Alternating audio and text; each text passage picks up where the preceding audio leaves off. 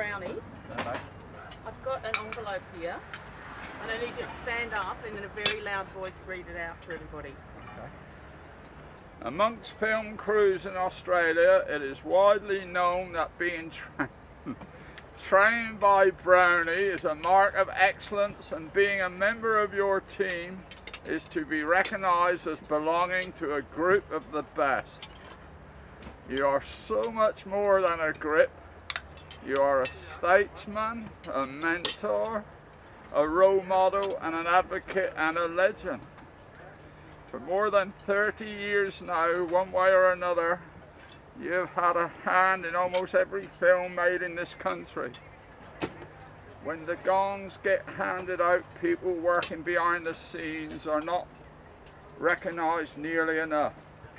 So this year, a jury of 6 eminent industry professionals put together by the AFI and Kennedy Mitchell have decided that you should be the recipient of the Byron Kennedy Award for the Pursuit of Excellence in its 25th year. Brownie, you did us proud.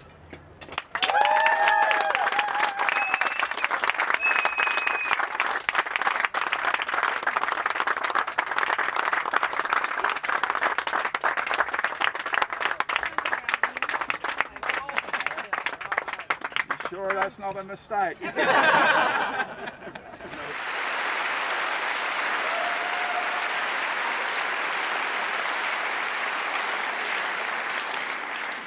Carrying a cash prize of $10,000, the Byron Kennedy Award celebrates outstanding creative enterprise within the film and television industries and is given to an individual whose work embodies the qualities of the late great producer and, something I didn't know, cinematographer, innovation, vision, and the relentless pursuit of excellence. This year's recipient, Ray Brown, certainly embodies these. What a choice, isn't that fantastic? I don't think any other country in the world would do that. Tonight we celebrate the collaborative art of storytelling through film, and we go behind the lens to pay tribute to a real legend. Throughout the renaissance of Australian cinema, defining films reminded us that this country has great stories to tell. I understand you're going to marry a white girl, Mr. Blacksmith. Yes, miss. And I declared war, right? Yes, Jimmy. Inspired by this diverse and compelling landscape, a young grip named Ray Brown entered the world of movie making. And throughout the prevailing decade, he left his fingerprints all over it. Where's the wide shot?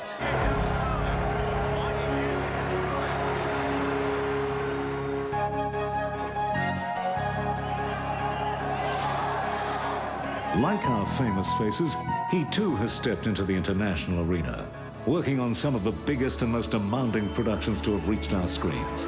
Consequently, he has succeeded at the highest level in his craft.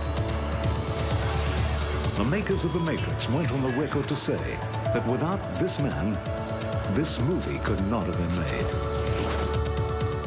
And although his credit reads Key Grip, within our industry, he is respected as a mentor, a statesman, and a legend.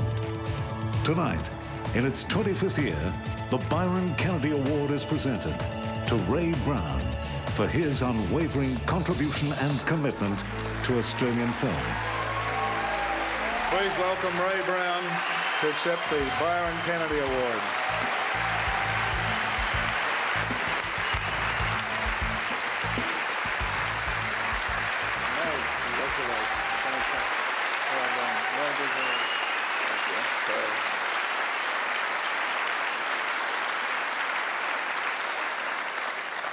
As a technician, I'm terrified standing in front of you all. I've always looked behind you for most of my career. As a technician, I'm very honored to accept this award. All technicians, Australia-wide, at the moment, the really sick technicians, the really unemployed technicians. And since 1973, we have lost a lot of technicians killed on Australian film sets. And all the people that I've mentioned, I like to share this award, but as you give applause, don't give applause for me. Let's share the applause for the families and the widows of the guys we'll never forget. Thank you.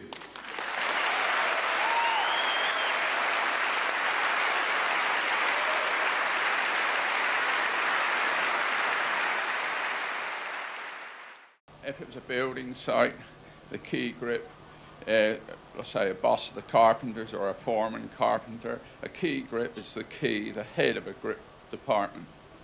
The key grip would work with a gaffer, and they would be right and left the cameraman. Obviously the gaffer would do all the lighting, but the key grip, I would work with the cameraman and analyse, if to say, when we were flying a person on Matrix, the stunt department would fly Keanu Reeves, but we would have to work out how to fly the camera. So I would have a team of about 10 guys, and I'd be the head of the team, but it would be a complete collaboration how we fly the camera. Crocodile Dundee 1 was the last kind of film that was, for me, that was invested by Australia. It was only $5 million. After that, when we went to Matrix, from 1996 to 1998, when Matrix started to form, working on big American pictures changed dramatic with budgets of 200 million. And that was great for our young people and for me, where we had a chance to exploit the bigger toys, the bigger avenues to work with in different skills. But coming to the present day, ironically enough, the crisis, the global, the financial crisis, going back to all the budgets being really tight, not necessarily on American films, but in our local industry, is slightly taking the fun and energy out of movie making. And we must retain the fun. Perhaps what that lady just said, low pay, but they're back. We've got to keep the fun to strive to be filmmakers.